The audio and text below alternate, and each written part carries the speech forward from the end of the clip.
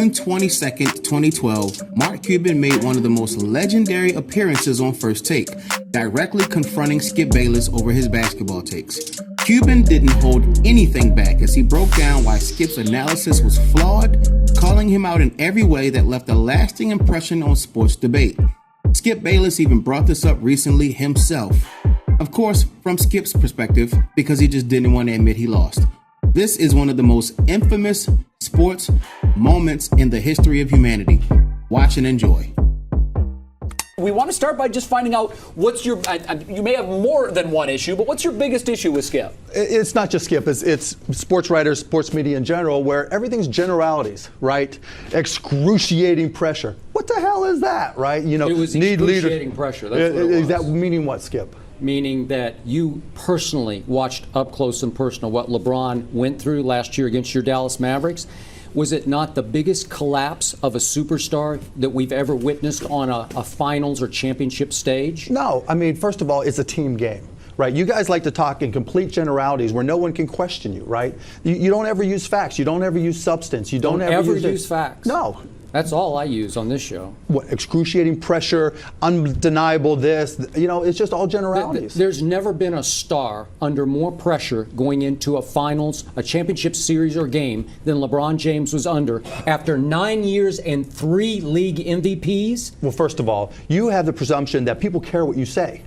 They don't. That when the guys go out there, when guys go out there, no, I'm talking about media in general. When guys get ready to play and they're in the locker room, they're not thinking, okay, well, what's written, what's going to be written, what's being said, right? I mean, they're getting prepared. And if you've got a good coach and you've got a good culture, then guys are ready to play no matter what. Like you guys were just talking about, you know, Miami wanted it more or less. Like that is just such horse, you know what, right? There's no such thing as it's not that Oklahoma City don't want it more. I think Miami was better prepared to play the game than Oklahoma City in terms of adjustments and changes. Now, if you want to talk about double teams and how they were used, whether or not they should have played zone, what defensive structure was in place, that's a valid conversation. But just saying they wanted it more, that's ridiculous. Okay. When you're Kevin Durant and you're Derek Fisher and you're Russell Westbrook, etc., and you're at that closeout game, there's nobody that wants it more. It's just a question of who executes better, and then you decide why. Who played harder in the last games?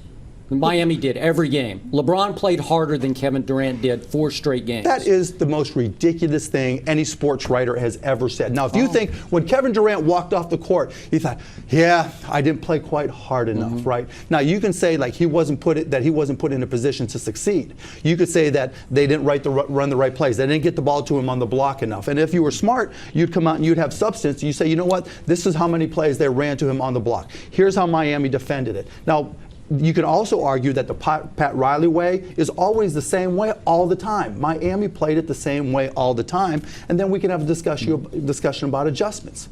Like last year, did we play harder than the Heat? Is that what you think it was? No, I don't. I think LeBron disappeared and shrank in crunch time of the fourth quarter, and I can just show you the numbers of what he didn't do in every fourth quarter. So we get no credit for not putting him in a position to succeed, right? We played the Heat. He put himself in. All he did was stand out on the perimeter. Now, how do you think we defended that? Why do you think he was standing out there? You didn't have to defend it. Oh, right. So no matter what we did, he was just going to stand there and do nothing. Well, that's all I saw. That was a lot of it. That's exactly right, Chip. And hope that's that all Dwayne you Wade saw. Saved the day for him. You're exactly right. That's all you saw. You didn't look, right? I mean, and that's a complete insult to us to say, you know what, the adjustments that we made. What did you do to force him out there? We had like 6, 7 different types of matchups in our zone, right? And we played man-to-man, and we had a variety of different switches, right? So we knew that 90% of his shots were going to come from the left-hand side, right? We knew that if you gave him room from the left, he was going to drive. Now, we didn't have the athletes that Oklahoma City did, so we had to plan differently. Sure. So we need to make sure that we pushed him out away, and then we gave him different looks every time he had the ball, because just forcing him to make a decision, right, to think about what he had to do, taking the time to read, are we in a zone, what type of zone we're in, how are we matching up, what type of rotations are we in, making him think made them pass the ball around the perimeter, which gave us a chance to adjust, right? Now, they're smarter, they're a better team this year, they deserve to win this year, but, you know, that's the way we played it. And so it wasn't just LeBron. LeBron actually played it right more often than not. He made the right pass to the right guy who didn't make the right play, and that's exactly what we wanted. We wanted to get the ball out of their hands and into the hands of somebody else who We wanted him to play Michael Jordan and make somebody play Steve Kerr. Now, last night, Mike Miller. They had several Steve Kerrs they in had this they had series. everybody stepping up, and they deserved every bit. So but you're talking generalities, and just to say you are. Okay, you spewed out some generality about the players don't care.